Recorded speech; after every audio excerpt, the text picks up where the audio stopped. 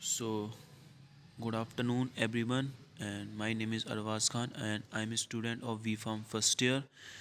So now we are discuss about the human nose. So human nose क्या होती है मतलब हमारे फंक्शन क्या होता है ह्यूमन नोज़ का हमारी बॉडी के अंदर and the how we sense smell. So the human nose is the most protruding part of the face. मतलब सबसे पहले हम वर्ड समझते हैं. प्रोट्रूडिंग्स का मतलब क्या होता है. प्रोट्रूडिंग्स का मतलब होता है किसी भी चीज़ में उभार. मतलब जो हमारे फेस में जो उभार है वो नोज़ की वजह से है.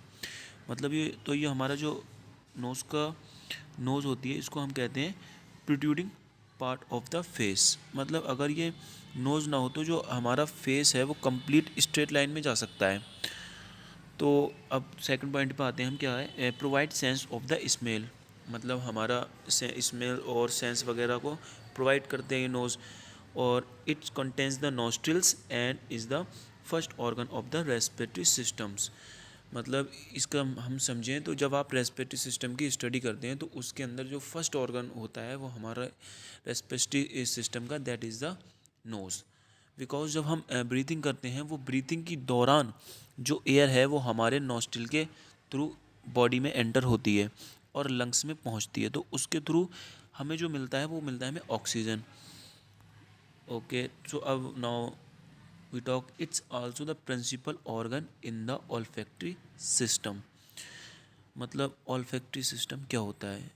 नोज़ जो है हमारे दो सिस्टम के साथ एसोसिएटेड होती है. किस किस के साथ.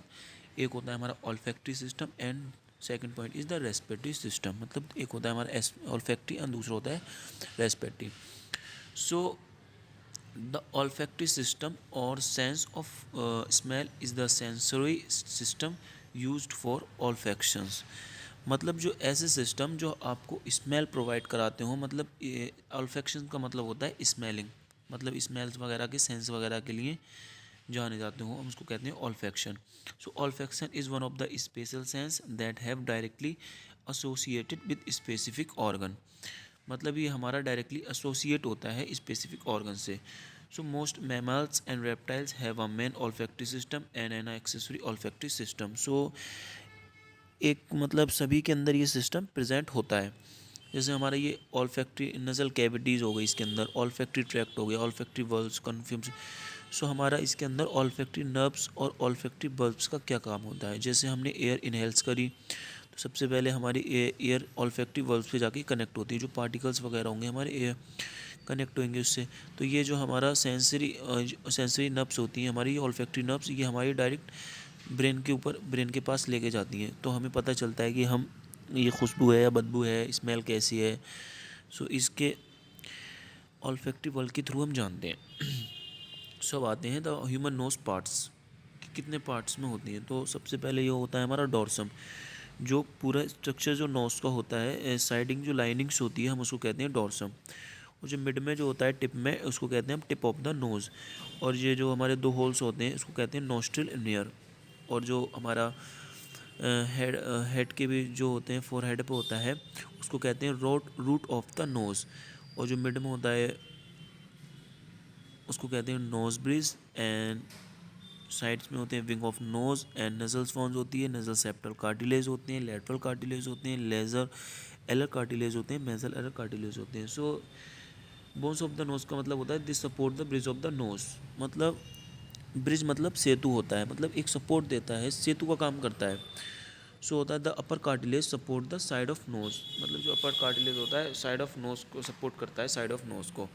And the lower cartilage eight support with and height. मतलब जो लोअर कार्टिलेज होता है वो हमारा सपोर्ट करता है हाइट जो होती है हमारी नोज़ की और विथ के लिए. Its help shape the nostril and the tip of the nose.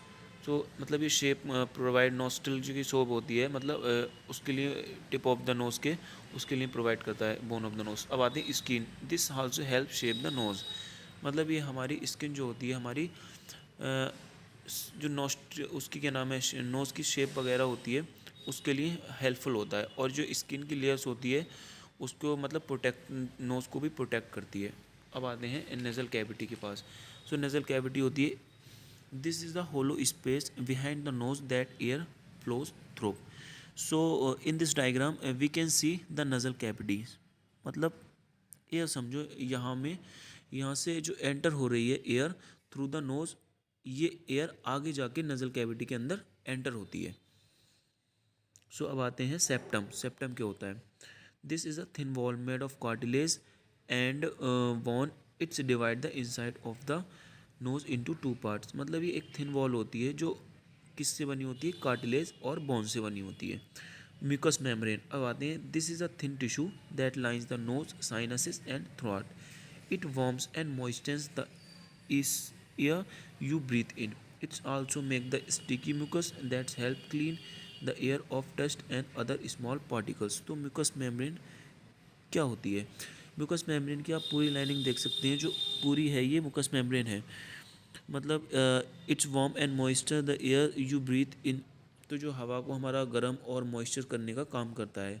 और मतलब ये होता है, ये हमारे जो डस्ट पार्टिकल्स वगैरह होते हैं उसको क्लीन करने के लिए भी हम म्यूकस मेम्ब्रेन का यूज़ करते हैं. मतलब म्यूकस मेम्ब्रेन उसका काम करती है. जो स्मॉल पार्टिकल्स वगैरह होते हैं तो म्यूकस मेम्ब्रेन से जो डस्ट पार्टिकल वगैरह होते हैं वो उसको क्लीन कर देती है. जो हमारी एयर्स होती है वो हमारी क्लीन एयर जाती है लंग्स के अंदर. अब जो सेकंड हमारा पार्ट्स है उसको कहते हैं ट्यूबिनेट्स. ट्यूबिनेट्स क्या होता है? These are curved bony ridge on each side of the nose and they are lined with mucous membrane. They warm and moistures the air you breathe in. मतलब ये बॉनी रिज का एक कर्व्स होता है जो each side of the knows होता है. और ये मुकस मेम्ब्रेन की इसमें जो लाइनिंग है and moisture is air with जो होता है ट्यूबिनेट्स होते हैं जो हमारी मुकस मेम्ब्रेन की लाइनिंग्स वगैरह के पास प्रेजेंट होते हैं. अब आते हैं sinuses. These are hollow air filled chamber in the bone around your nose. Mucus from the sinuses drain in the nasal body the. मतलब ये एक चैम्बर फिल्ड होते हैं, चैम्बर जो हमारा एक इससे फ्लूइड से फिल्ड होते हैं. जो साइनसिस के अंदर जो म्यूकस रिलीज होता है तो उसके अंदर मतलब ये पीछे की ओर नज़ल कैविटी में पहुंचेगा तो फ्लूइड होता है. तो म्यूकस मेम्ब्रेन जो होती है डस्ट होती है उसको चिपका लेती है. मतलब मैंने अभी आपको बताया था कि मतलब जो डस्ट पार्टिकल्स वगैरह होते हैं म्यूकस मेम्ब्रेन उसको क्लियर करने का काम करती है. तो वो फ्लूइड की वजह से ही मतलब चिपका लेती है. अब जो कुछ मतलब इसका प्रोसेस जान लेते हैं कि हम कैसे इनहेल करते हैं और कैसे हमारे ब्रेन तक सेंस वगैरह जाता है. तो रूट ऑफ इनहेल्ड एयर. तो मतलब हम सबसे पहले नोस्ट्रिल के थ्रू एयर को इनहेल करते हैं.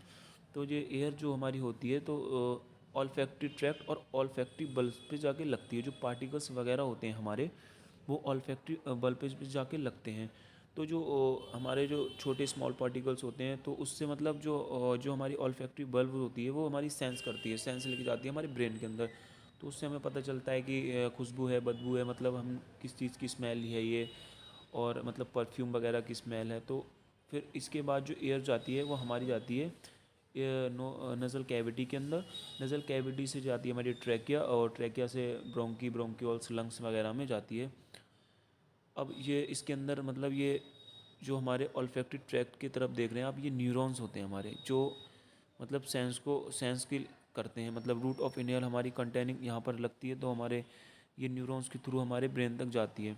जिसमें पार्ट्स होते हैं ऑल्फैक्टरी बल्ब हो गया, क्राइविफॉर्म प्लेट ऑफ इथमॉइड बोन हो गई, फिलामेंटस ऑफ ऑल्फैक्टरी नर्व हो गई, लेमिना प्रोपरिया कनेक्टिव टिश्यू हो गया, एक्सॉन हो गया, वेसल सेल हो गया, ऑल्फैक्टरी सेंसरी न्यूरॉन हो गए, सपोर्टिंग एपिथेलियल सेल हो गए, डेंट्राइड हो गए, ऑल्फैक्टरी सीलियस हो गई. ये हमारे सारे स्मेल के मतलब सेंस करते हैं. मतलब इनके थ्रू हमारी ईयर्स जो होती है मतलब वो उसमें स्मेल सेंस होती है कि मतलब किस तरीके से ब्रेन तक हमारी पहुंचती है.